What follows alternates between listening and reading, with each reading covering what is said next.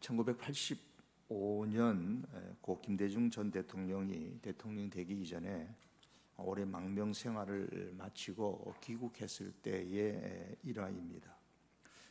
공항에 도착했던 이분이 여러 명의 미국 국회의원들과 함께 나타나는 사진이 신문에 실렸습니다. 이분을 싫어했던 사람들 중에는 그가 사대주의자가 됐다라는 비난을 많이 퍼붓기 시작했습니다. 그 다음날 신문에 이 김대중 전 대통령의 인터뷰 기사가 실렸습니다. 물론 그때는 대통령이 아니었죠. 비난 여론에 대해서 어떻게 생각하느냐라는 기자의 질문에 조금 더 머뭇거림 없이 이렇게 대답을 했습니다. 사진을 잘 보세요. 내가 제일 먼저 걸어 나왔습니다.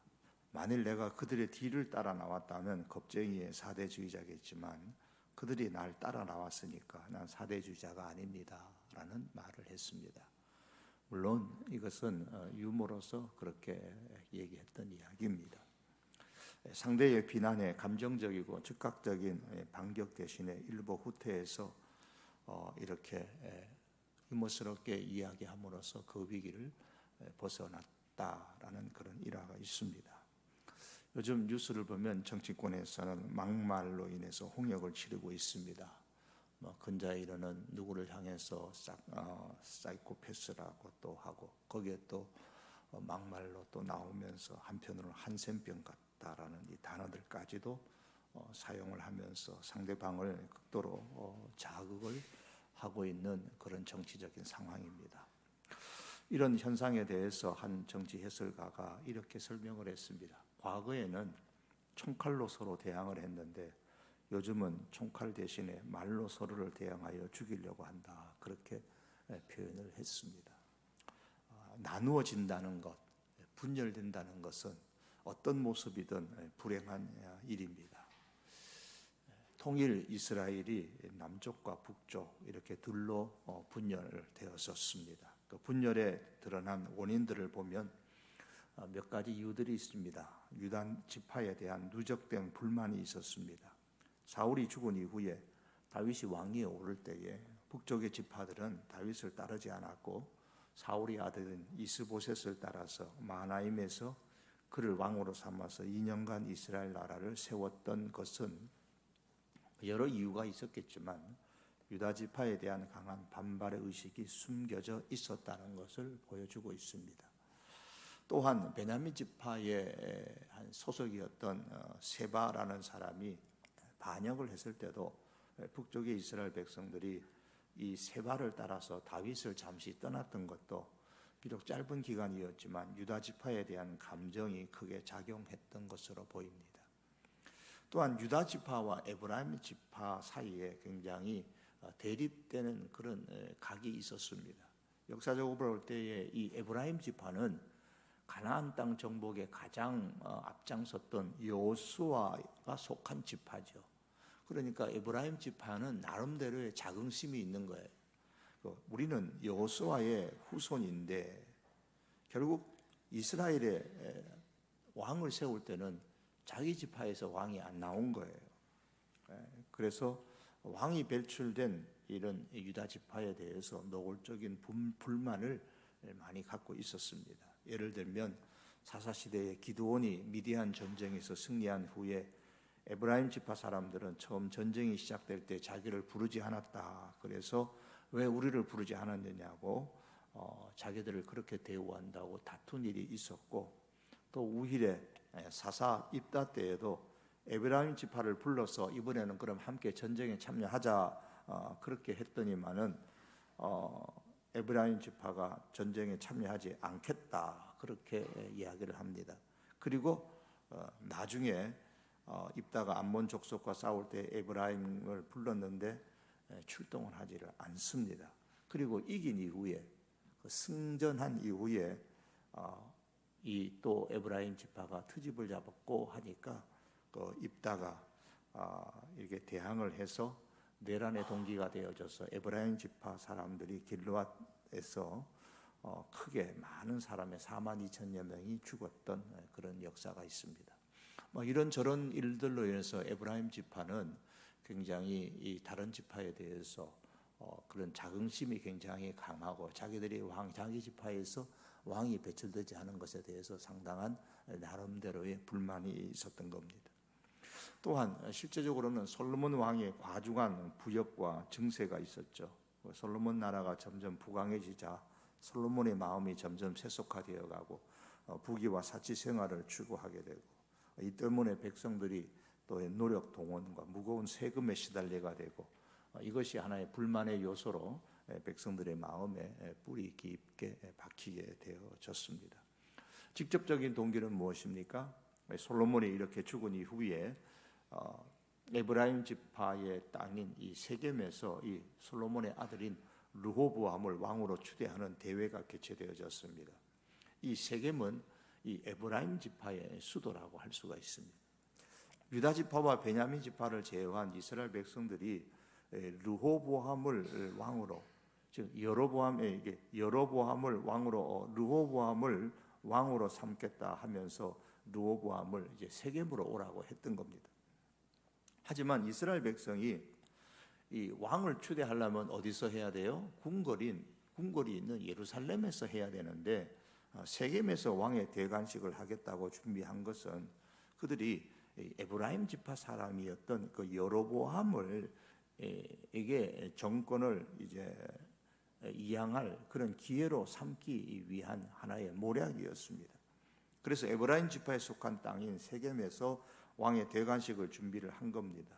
그렇게 왕의 대관식을 준비하면서 한편으로는 솔로몬 때에 솔로몬이 죽이려고 하니까 저 애굽으로 도망갔던 이 여로보암을 몰래 불러다가 이 대관식에 참여시켰던 것이죠. 그래서 르호보암을 대신에 여로보암을 왕으로 세우려고 했던 것입니다. 자, 이러한 것이 직접적인 하나의 동기가 되어졌고요. 이 솔로몬의 아들인 이 르호보암의 강경책에 대한 반발이 또한 크게 문제가 되어졌죠. 그래서 유다 지파와 다른 지파 간의 반목이 굉장히 심해졌을 때에 이 르호보암이 나이가 많은 분들의 신하들의 그들의 조언을 듣지 않고 젊은 사람들의 조언을 들으면서 부왕 때보다 더 강한 정책을 펼 것이다라는 이런 발표를 함으로 통해서 유다 지파와 베냐민 지파를 제외했던 나머지 10지파의 사람들이 우리가 다윗과 무슨 상관이 있느냐, 다윗과 우리 상관이 없다, 그러면서 여로보암을 왕으로 세워서 북쪽 이스라엘을 세우게 됩니다. 이 르호보암이 이 사태를 수습하고 하기 위해서 아두람을 파견을 했지만 이 아두람이 북쪽 이스라엘 사람들에서 돌에 맞아서 죽습니다. 그래서 생명의 위협을 느낀 르호보암이 세겜에서 급히 예루살렘으로 와서 유다와 베냐민 지파의 18만 군사들을 모아서 무력으로 나라를 평정하려고 했는데, 하나님께서 스마냐 선지자를 통해서 싸우지 말라, 그래서 이 르호보암의 계획을 실행하지 못하도록 하나님께서 막으셨습니다. 자, 이 모든 직접 간접적인 동기는 겉으로 드러난 동기들입니다. 이스라엘 나라가 남북으로 나뉘어지게 된 직접적 간접적 동기들인데, 성경에 보시면 이스라엘의 남북으로 분열된 가장 큰 내적 원인이 뭡니까? 오늘 본문 가운데 나타난 솔로몬의 불신앙입니다. 솔로몬은 정책적으로 이방의 많은 여인들을 아내로 맞이했습니다. 그러면은 정복한 나라들과 좋은 사돈의 관계를 맺어서 나라를 평안하게 잘 다스릴 수 있으리라 생각을 했습니다. 그러나 그 이방의 여인들이 솔로몬과 결혼을 하면서 무엇을 갖고 오느냐? 자기 나라들의 신들을 가지고 들어옵니다. 그리고 궁궐에서 분향 제사하고, 심지어는 나중에는 솔로몬 자신도 그러한 왕비들을 도와서 그들의 신들을 위한 신당을 짓고 제사하는 일에 동참을 하게 됩니다. 이러한 종교적인 관용 정책을 펼므로 인해서 나라의 평강에, 나라의 그 부강에 도움이 되리라 생각했지만 결국에는 신앙을 저버리는 그런 계기가 됨으로 통해서 이 솔로몬이 하나님을 떠나게 되죠. 그 열왕기상 11장 오늘 읽으셨던 9절 이하의 말씀 보면 솔로몬이 마음을 돌려 이스라엘 하나님 여호와를 떠남으로 여호와께서 그에게 진노하시니라. 하나님께서 몇 번, 두어 번 다른 신을 따르지 말라고 하셨지만 그 명령을 지키지 않습니다.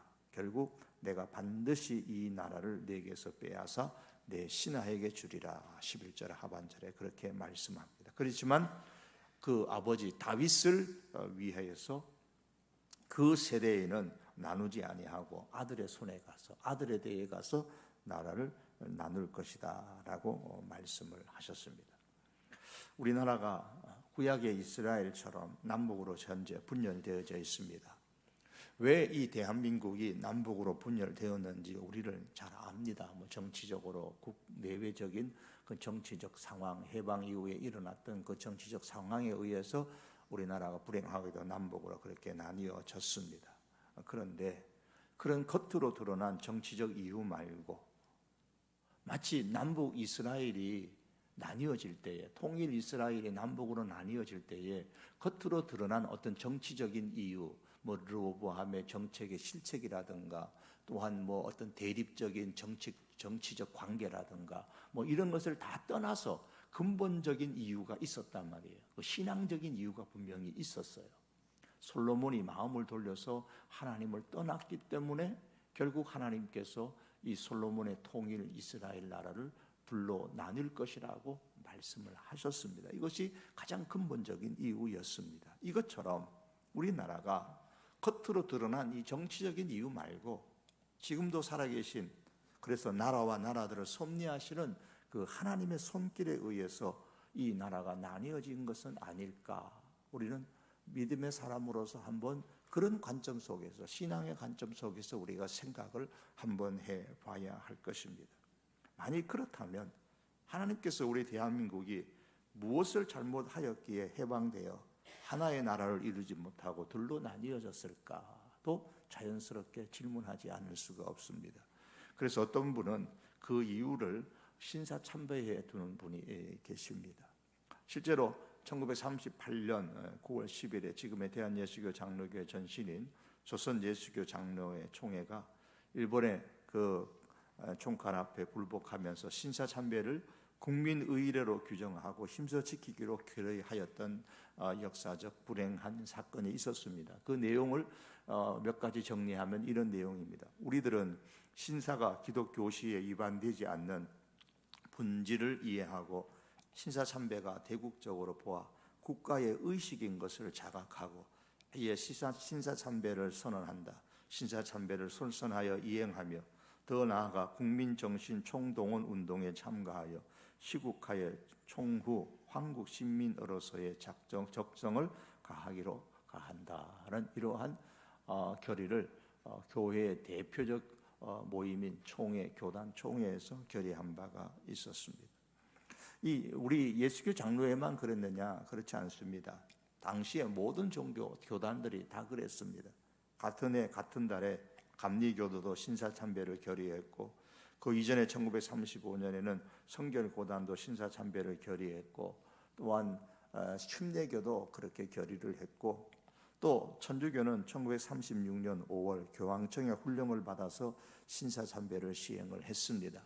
교황청은 1936년 5월 25일에 신사는 황실 존경과 애국 용사 존경을 나타내는 애국심의 발로이며 자발적인 것이라는 성명을 통해서 신사참배를 용인하도록 한국 천주교회에 그렇게 훈령을 보내었죠. 물론 모든 교회 지도자들이 개별적으로는 또 개교회적으로 다 찬성한 것은 아닙니다. 주기철 목사님과 같은 분을 비롯해서 또 한상돈 목사님, 손양훈 목사님 등 반대 운동을 펼쳤던 분들이 계시지만은 이분들은 투옥과 박해와 순교의 길을 걸어가게 되었던 것을 우리는 기억합니다. 해방 이후에 공적인 회개와 재건을 주장하는 교회 지도자들을 몰아내고 한국교회 장로교회는 신사참배의 문제를 해결할 방법들을 상실했었습니다. 총회가 신사참배를 가결한 지 2018년, 그러니까 작년에 80년 지나고 이제 올해가 81년째가 되는 총회가 9월에 있을 겁니다. 물론 최근에 들어서 신사참배를 한 것에 대해서 회개 운동을 여기저기에서 했던 것은 사실입니다. 우리 교회에서 가까운 영락교회 오랜 담임 목사였고 한국교회에 존경받는 지도자로 계셨던 한경직 목사는 1992년 템플턴상 수상 축하 행사 때에 인사말을 통해서 자신이 신사참배를 했었다라고 자신의 부끄러운 과거를 고백한 바가 있었습니다. 그 외에 한국교회 1천만 기도운동 본부라든가 등등의 몇몇 모임에서 공개적으로 참여한 적도 있었고, 저 광화문에서 모여서 참회 운동을 그렇게 벌인 적도 있었습니다. 특별히 한국 기독교 장로회는 2007년에 제92회 총회에서 신사참배에 대한 참회 고백 선언문을 채택을 했었습니다. 그 내용을 보면 이렇습니다. 우리는 일제강점기에 일본 제국주의자들의 강압에 못 이겨 교회가 마땅히 지켜야 할 신앙의 정절과 양심을 지키지 못하고 신사참배에 가담하였습니다. 거룩하신 성삼위 하나님의 이름을 욕되게 하고 우상을 섬겼습니다. 부당한 일제의 강압에 그리스도의 십자가 신앙으로 맞서지 못하고 일제 신사에 머리 숙였던 부끄러운 죄를 통절한 마음으로 회개합니다. 우리는 해방 후 신사참배에 굴복했던 부끄러운 과거를 청산하지 못하고 회피하였습니다. 이로써 신사참배의 죄악을 참회하고 거룩한 교회로 새롭게 거듭날 것을 주장하는 형제들과 분열하였습니다. 신사참배의 죄를 회개하지 않으려는 우리의 아직과 완악함 때문에 주님의 몸된 교회를 분열시킨 책임이 우리에게 있음을 통감합니다. 우리는 신사참배 때문에 갈라진 형제자매들에게 회개를 거부했던 우리의 잘못에 대해 용서를 빌며 화해와 협력의 손을 내밉니다. 자비로우신 주님께서 지난날 우리의 죄악을 너그럽게 용서하여 주시고 100년 전 이 땅의 교회 위에 내려주셨던 성령을 오늘 다시 이 땅 모든 교회와 성도들의 가슴에 부어주시기를 엎드려 간구합니다. 2007년 9월 13일 한국기독교 장로회 총회장 누구누구 및 총회원 일동 이렇게 나옵니다. 자, 이러한 신사참배 운동과 그리고 해방 이후에 일어났던 여러 참회 운동들이 있었습니다. 우리가 누가 누구를 비난하기 전에 제 자신을 돌이켜보면서 또 우리 교회를 보고 한국 교회를 보면서 그러면 그 시대로 다시 돌아갈 수도 없겠지만 그 시대로 돌아갔다면 과연 그 앞에서 나는 어땠을까? 과연 우리 교인들은 어땠을까? 지금의 한국교회 교인들은 어떨까? 한번 생각해 보면 과연 우리가 그들을 향해서 신사참배를 했던 그들을 향해서 신앙의 정절을 잃어버렸던 나쁜 사람, 분명히 잘못한 거지만 내 신앙을 비교해 볼 때 잘못된 사람이라고 그렇게 비난할 정도의 신앙을 소유하고 있는가를 돌이켜보면 자신이 없는 그런 우리들의 모습이 있지 않을까 생각을 해봅니다. 이런 면에서 우리는 우리 자신들을 다시 오늘날 돌아봐야 됩니다. 성경은 오늘 말씀합니다. 오늘 11장 9절에서 솔로몬이 마음을 돌려 이스라엘의 하나님 여호와를 떠남으로 여호와께서 그에게 진노하시니라. 내가 반드시 이 나라를 내게서 빼앗아 내 신하에게 주리라. 오직 내가 이 나라를 다 빼앗지 아니하고 내 종 다윗과 내가 택한 예루살렘을 위하여 한 지파를 내 아들에게 주리라 하였더라. 다윗을 기억하여서 솔로몬이 하나님을 떠나서 결국 하나님의 진노를 받아 그 나라가 둘로 나뉘어졌다면 이 땅이 이러한 한국 교회의 지도자들이라고 할 수 있는 모임인 목사 장로들의 모임인 이 총회에서 교단의 총회에서 그것도 한 교단도 아니고 모든 한국 교회의 교단에서 교단 총회에서 이와 같은 신사참배를 가결한 것이 결국은 이 땅에 남북이 나뉘어지게 되는 그러한 원인, 직접 가장 본질적인 원인이 되어졌다라고 주장하는 사람들이 있는데 틀렸다 그렇게 자신 있게 말할 수 없는 것이 또한 저의 고백이기도 합니다. 그런데 다윗을 기억하여 예루살렘을 기억하여 나라를 다 빼앗지 않고 남겨두어서 남쪽 유다 나라를 존속하게 하셨던 것처럼 하나님께서 신사참배를 반대하고 박해를 받고 순교하셨던 수많은 분들을 하나님 역시 또한 기억하시고 그래도 남쪽이 대한민국은 남겨두신 것은 아닌지 깊이 생각하게 됩니다. 다시 말하면 오늘 이 혜택을 누리고 있는 우리가 잘나서 그런 게 아니고 정말 하나님을 바로 믿으려고 그렇게 핍박 가운데서도 신앙의 정절을 지키고 신앙의 운동을 일으켰던 그들의 박해, 그들의 순교를 하나님이 기억하시고 그 혜택을 오늘 우리 남한 땅 우리들에게 주신 것이 아닌가 다시 한번 돌이켜 보게 되는 겁니다. 이를 보면서 우리가 정신 차려야 될 것은 이 시대의 흐름에 편승하여 대충 신앙생활을 해서는 안 되겠다라는 겁니다. 그 시대로 돌아가서 그들의 그 강압에 굴복하게 되는 그 모습, 우리는 오늘날에는 비판을 받고 있습니다만, 비난을 받고 있습니다만, 그럼 오늘 우리는 이 시대의 그 흐름에 굴복하고 이 시대의 흐름에 편승하여, 그것도 강압적으로 하는 것도 아님에도 불구하고 시대의 흐름에 편승하여 대충 그냥 신앙생활 하려고 하는 우리들의 신앙의 모습은 우리 가운데 없는지, 우리가 오늘 이 시대에 우리의 신앙을 다시 한번 묵상하고 반성해야 될 줄 압니다. 솔로몬이 나라를 한번 잘 만들어 보겠다는 일념 때문에 마음을 돌이켜서 하나님을 떠난 것처럼, 사실 그러면서도 입으로는 하나님을 불렀죠. 그리고 하나님께 성전에서 제사도 드렸죠. 그러나 이미 그의 마음은 하나님을 떠났다라고 하나님께서는 그렇게 규정을 하셨습니다. 이것처럼 오늘날 우리가 잘해보겠다는 마음 때문에, 한번 잘 살아보겠다는 그 일념 때문에 마음을 돌려서 하나님을 떠나면서도 하나님을 떠난 것처럼 그렇게 생각하지 않는, 깨닫지 못하는 우리가 아닌지 늘 우리의 신앙을 한번 반성하고 깊이 묵상하면서 이 시대에 정말 이 남북 이스라엘이 분단되는 모습을 속에서 우리 한국 땅에 분단된 이 조국 땅의 현실을 보고 정말 우리가 하나님 중심의 신앙생활을 바로 회복하며 신앙생활을 해야 되겠다라는 그 다짐이 우리들 가운데 있어야 될 줄로 압니다. 이 남북 이스라엘 나라가 둘로 나뉘어졌는데, 우리가 잠깐 이 도표를 한번 보시면은 남쪽 유다와 북쪽 이스라엘에 비교되는 모습이죠. 나라의 명은 남쪽은 유다고 북쪽은 이스라엘입니다. 수도는 유다는 예루살렘이고 북쪽은 사마리아였습니다. 그런데 특징을 보면 유다 나라는 한 왕조예요. 한 왕조.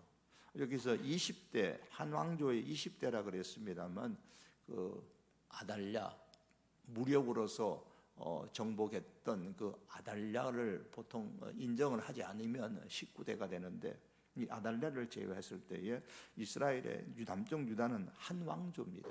다윗의 나라. 왕조라는 말 아시죠?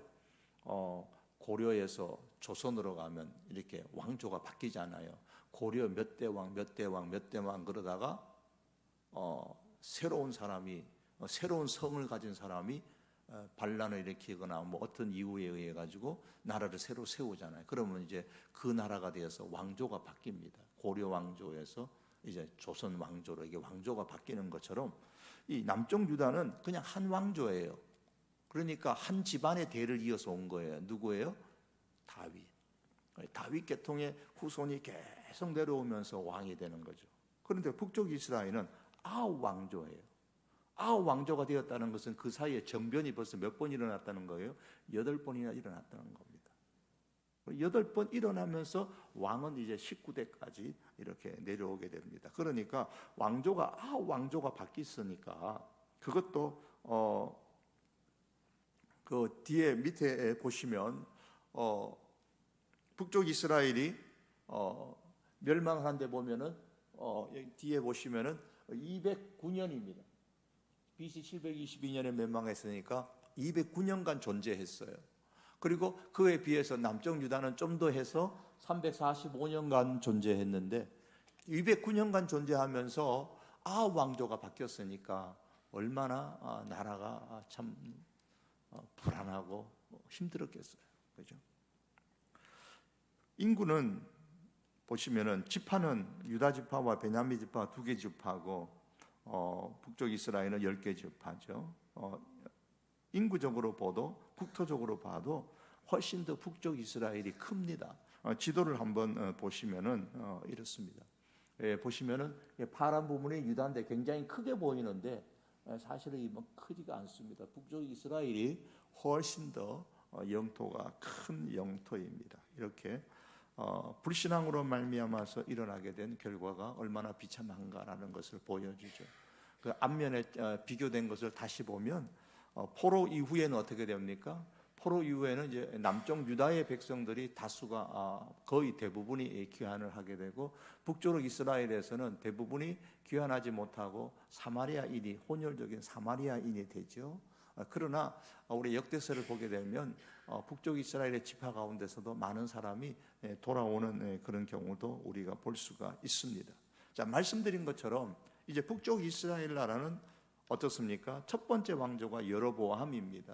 여로보암 왕조가 시작이 되는데 이 여로보암 왕조로부터 시작해서 두 번째의 바하사가 이제 여로보암의 아들인 나답을 물리치고 새로운 왕조를 만들어서 바하사 왕조를 만듭니다. 그 다음에 세 번째 왕조가 시므리 왕조가 되고요. 그 다음에 네 번째가 오므리 왕조가 되고 다섯 번째 예후 왕조, 샬롬 왕조, 그 다음에 문하임 왕조, 베가 왕조, 마지막 이제 호세아 왕조까지 가는데요. 자, 이 왕조들을 보시면 이 가운데서 오므리 왕조가 굉장히 44년간 다스리는데 그 가운데 보면은 이제 아합이라는 여러분 잘 기억하는 아합이라는 악한 왕이 있지 않습니까? 이 오므리 왕조는 상당히 국가적으로 보면 겉으로 보면 강력하고 번성했던 나라였습니다. 그러나 영적으로는 아주 크게 타락한 시기였습니다. 성경은 이 오므리에 대해서는 불과 6절, 7절밖에 기록하고 있지를 않습니다. 그의 아들 아합에 대해서는 많이 기록은 하고 있지만은 그 역시도 그의 악한 부분들만 기록하고 있고 대부분 선지자, 이 시대의 유명한 선지자인 엘리야의 활동을 부각시키고 있죠. 이렇처럼 그 왕조의 정치적, 경제적 번영에 대해서는 성경이 함구하고 있습니다. 그리고 오직 그들의 영적인 타락상을 크게 기록하고 있다라는 것은 하나님께서 오늘날 우리를 보시면서 뭘 보시느냐에 대해서 하나님의 관점을 우리가 보게 되는 것입니다.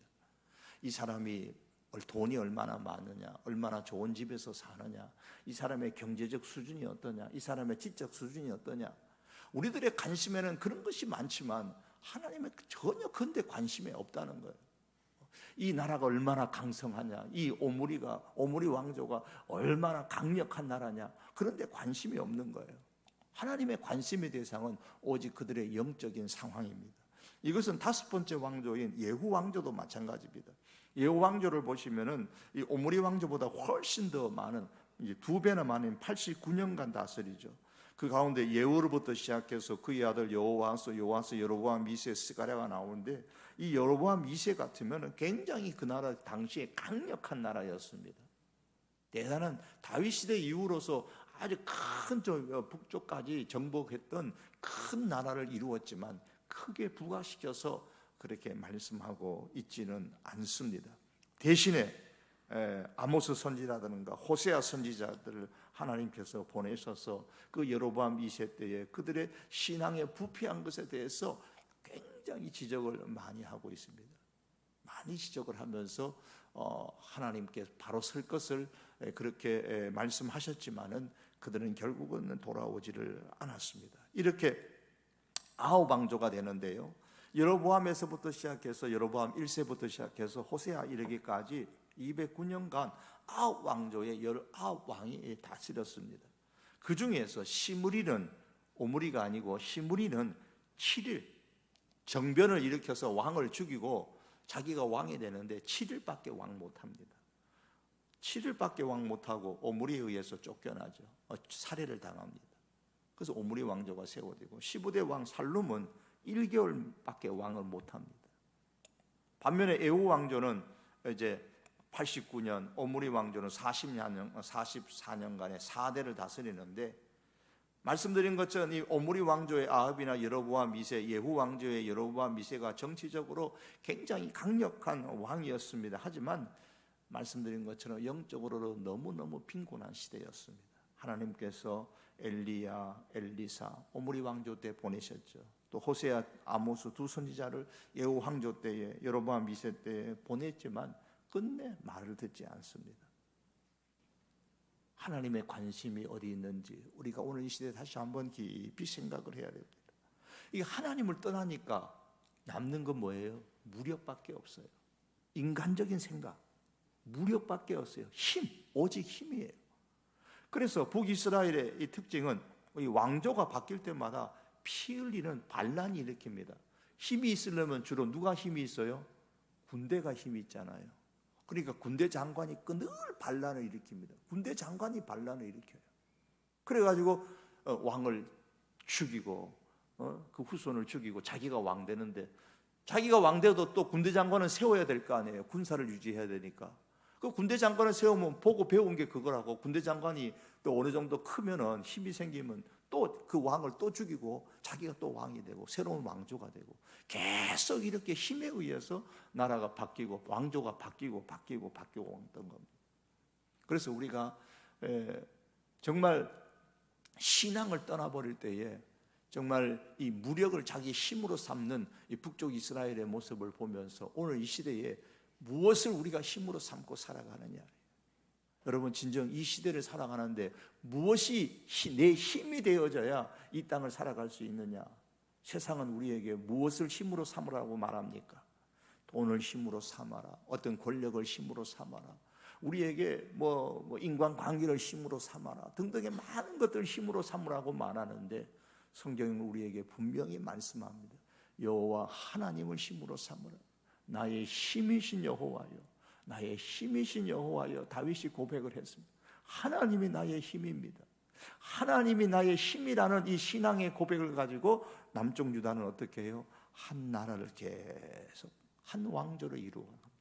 물론 그 중간중간에 남쪽 유다의 그 왕들 가운데 하나님의 앞에 바로 서지 못한 왕들도 많이 있었지만, 그 기본에 흐르는 것은 무엇이냐? 다윗의 신앙을 가져오면서 하나님이 나의 힘이다라는 것을, 이 신앙을 가지고 남쪽 유다를 이끌어가게 됩니다.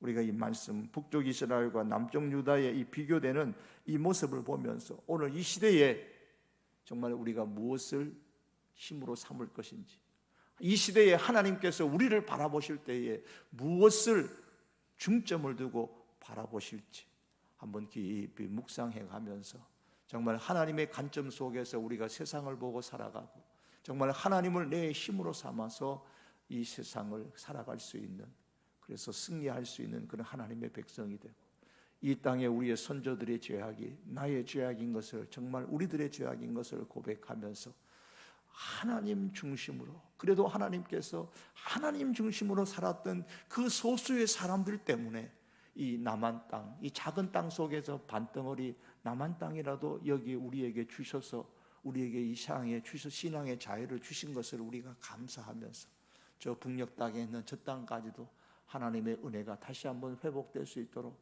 우리는 끊임없이 하나님 중심의 신앙을 가지고 회개뿐만 아니라 바른 신앙의 삶으로 살아갈 수 있는 저와 여러분들, 우리 성도교회가 될 수 있기를 주님의 이름으로 축복합니다. 우리 기도하시겠습니다. 이 시간 한번 기도합니다. 하나님, 세상은 우리